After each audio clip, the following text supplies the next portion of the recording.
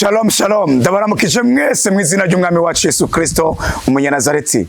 Nezejwe n'Imana kongera kuronka aka kanya ko kuganira namwe kuri Holy Canal TV. Mbaye kaze dusenga Imana muri kino gitondo imbere ko tuganira amajambo y'Imana.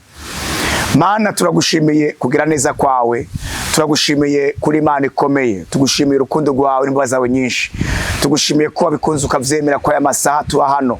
Nuhabwa icubahiro. None turasenze mu izina rya Kristo, ndakweretse umuntu wese agiye kumviriza aya majambo mu izina rya Kristo, reka amufashe amuteze yindi ntambuko uzobukoze Kristo. Dufashe mirimo igabo y'ikuzimu mu izina rya Kristo. Ariko ndavuze ngo mwami, ubone urukundo rwa Kristo rubana umuntu wese kuravyumviriza uzobukoze. Ndagushimiye kutanguranye natwe, uja gusuzerana natwe mu izina ry'umwami wacu Yesu. Amen. Njuti mukundwa ukurikirana ibiganiro bica kuri Holy Canal TV, ndanezerewe cyane kino gitondo kongera kuronka aka kanya ko kuganira nawe amajambo y'Imana. Nyemerera dusangire amajambo y'Imana aboneka mu cete Paulo yandikiye abikorino ba mbere igice c'9 dusome ku murongo wa 24 n'amajambo meza avuga ngo abagomba impera bakwiye kugira umwete. Nimuzi yuko mu birori abasiganwa biruka bose, ariko uhabwa impera akaba umwe. Namwe mube ariko mwiruka kugira ngo muronke impera, kuko umuntu wese azorushanwa yitegura muri vyose. Abo bagenza batyo kugira ngo bahabwe igitsibo gishira, ariko twebwe tugenza dutyo kugira ngo duhabwe ikitazoshira. Nuko nanje ndiruka, ariko sinkutazi iyaje, nkubitana ibipfusi ariko sinkuhusha, kandi ndwanya umubiri wanje nkawuhindura umuja, kugira ngo kumbure maze kwigisha abandi, nanje ubwanje sinzi mboneke ko ntemewe. Imana ishimwe. Niri jambo tujye kuganira, guhindura umubiri, ukagwanya umubiri wawe ukawugira umuja, kugira ngo ntuboneke kutemewe imbere y'Imana.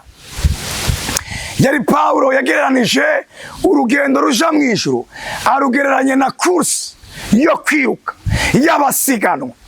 Aravuga ngo umuntu asiganwa yitegura muri vyose, yimenyereza muri vyose. Nasomye birivuga ngo kwimenyereza k'umubiri kugira ibimazi kuri bike, ariko kwimenyereza ko mu buryo bw'impemu kugira ibimazi kuri byinshi. Kandi agera ku rwego avuga ngo nahinduye umubiri wanje ndawugira umuja. Ayaya, jewe Paulo singuye kugendera ku vyiyumviro by'umubiri wanje. Namba umubiri wanje wovyuka ukagomba gusambana, oya ndawugira umuja, ndawutegeka kugira ngo simboneke ko nemewe. Dufise abantu bavuga Kristo ariko baganzwa n'imibiri. Dufise abantu bavuga Kristo ariko vy'ukuri baganzwe na kameremere kawo. Umviriza iri sengesho ry'iki gitondo ngira ngo usengere, ni sengesho rivuga ngo Uhoraho aguha ubushobozi bwo kuganza, bwo guhindura umubiri ugira umuja. Ntugendere ku vyiyumviro by'umubiri wawe, ariko ugendereshwe na mpwemu. Ntugendere ku vyo ubona, ariko ugendere ku vyo wumva bwijwi ryo mu mutima. Paulo avuga ngo mpindura umubiri wanje nkawugira umuja. Paulo yageze ahantu avuga ngo si jewe ngiriho, ariko ni Kristo ari muri jewe. Uwa Kristo ndiko ndavuga ntiyoharika, uwa Kristo ndiko ndavuga ntiyosambana, uwa Kristo ndiko ndavuga ntiyokwiba, uwa Kristo ndiko ndavuga ntiyokwagiriza abandi ibinyoma. Si jewe nkiriho, ni Kristo ari muri jewe. Njuti mukundwa uri kurantegera aya masaha kino gitondo, numvira ijambo rivuga ngo emerera Imana iganza umubiri wawe. Mpindura umubiri wanje nkawugira umuja. Erega benshi baganzwe n'imibiri, abandi bakangwa na taye bafise. Naho waba ufise amaguru meza asumbwa n'ay'inka, kuko ay'inka barayateka, ay'inka akajya abantu. Naho waba ufise taye nziza, naho waba uvyibushe, naho ukusa kose, bigusaba guhindura umubiri wawe ukawugira umuja. Udatwagwa n'ivyiyumviro vy'umubiri ngo uganzwe nuko uteye, ariko umviriza iri sengesho kino gitondo. Imana ya Aburahamu na Isaka na Yakobo iguye kuganza umubiri wawe ubumusha, tegeka umubiri wawe. Hari igihe umuntu avyuka mu gitondo yumva aganjwe n'ivy'umubiri gusa, ariko Paulo yavuze ngo ndaterana ibipfunsi singuhusha, ndiko ndiruka ndakobeje sinkutazi yaja. Iyo umuntu atazi yaja ahantu hose ashitse aba yibaza ko yashitse. Paulo yandikira ab'Ifilipi arabwira ngo ariko twebwe iwacu ni mwijuru, niwo mukiza wacu azova. Kandi birikavuga ngo abamuziga kw'ivyo bama bariyeza abo baganje imibiri yabo. Hari abungere bataganje imibiri yabo, hari abaririmbyi bataganje imibiri yabo, hari abantu bataganje ubugingo bwabo. Ganza umubiri, nacurongorwa n'umubiri, ariko ganza umubiri wawe uhonyoreko, utambukireko, kugira ngo Kristo ahabwe ikuzo biciye kuri wewe. Ni ijambo ry'Imana ryo muri kino gitondo. Mbega vy'ukuri uraganje umubiri wawe cyangwa uganjwe n'umubiri wawe? Guharika kuva he?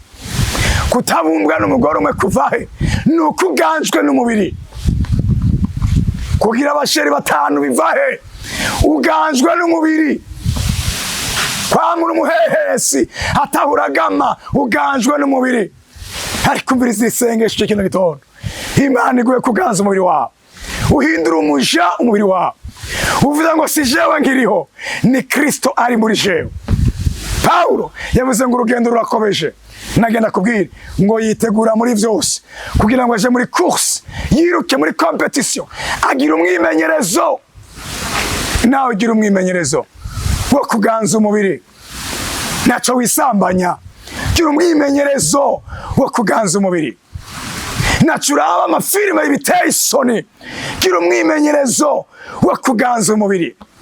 Inshuti mukundwa uri kurantegera n'aya majambo y'Imana, nifuza gusengera. Mbega vy'ukuri aho uri muri ico gihugu, muri ico gisagara urimwo, ubwo ntuganjwe n'umubiri.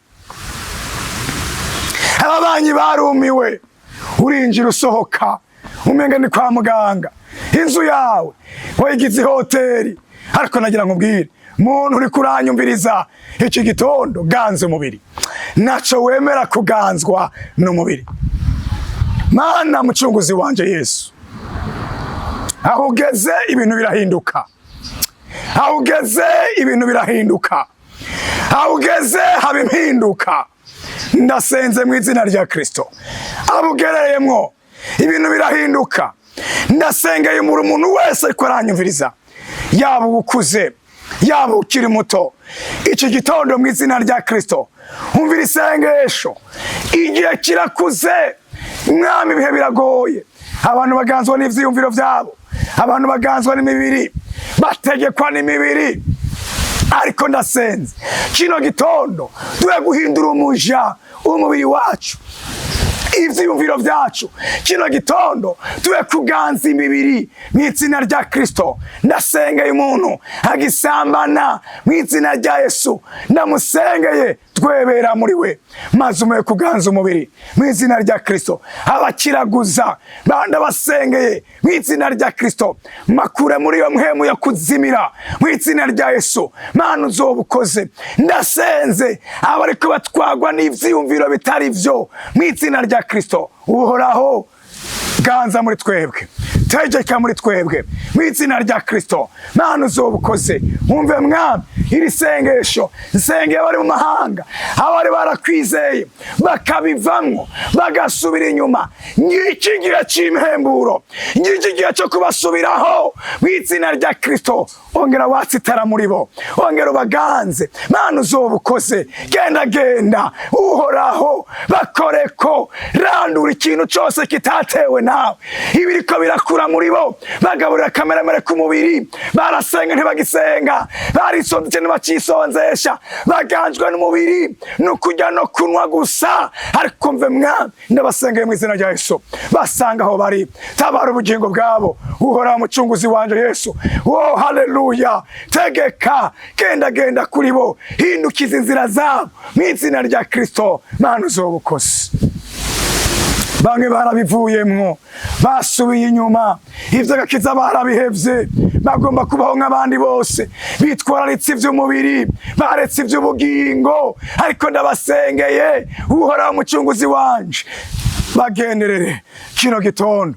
Bamwe basange mu bitanda vyabo, bandi basange mu kazi, basange mu mashure, mu izina rya Kristo. Ijwi ryo mu mutima ryongera ridudubize, ryongera rihamagare, kuko turi muri competition, turiko mwihiganwa. Igihe kizogera hatangwa ingororano, igihe kizogera hatangwa impera, kandi izo mpera zizohabwa mwami abitoje gukandagira imibiri yabo. None Uhoraho, nyemerera uyu mugabo amaze igihe ari mu bihe vyo kwisambanya, nyemerera uyu musore amaze mu gihe muri ivyo bihe, nyemerera uyu mukobwa, nyemerera uyu mugore yagoswe n'iyo mpwemu mbi, mw'izina rya Yesu ndamusengeye umubohore Mana, umugenderere mw'izina rya Kristo. Baboshwe n'ivyiyumviro bibi, ariko ndasenze uyu munsi, iki gitondo, bahe mwami kukandagira, bahe kuganza ivyiyumviro vy'umubiri mw'izina rya Yesu. Nibatwagwa n'ivyiyumviro vy'umubiri, Mana uzoba ukoze. Urakoze ko harabugiriye neza, urakoze ko harabugendeye, urakoze iki gitondo ko harabutabaye, urakoze ko harabukuye mu buzimire iki gitondo, urakoze ko harabukoze ko, urakoze mw'izina rya Yesu. Ndagushimiye, ntuhabwe icubahiro kubw'ivyo. Urakoze kutabaye amahanga, ndagushimiye mwami, izina ryawe nirihabwe icubahiro. Uri igitangaza kitamenwa, uri Jehova Jire, uri Imana ikomeye, uri itanguriro ry'abizera. Ndasenze mw'izina rya Kristo, duhe kunesha umubiri, duhe kwezwa no gutunganwa, duhe gukomera, duhe guhagarara, tudatsindwa n'ikibi mw'izina rya Yesu. Urakoze kubikoze mw'izina ry'umwami wacu Yesu Kristo, amen. Imana ibahe umugisha, mugire umunsi mwiza, mukomeze kugwana kandi muneshe. Yesu abahezagire.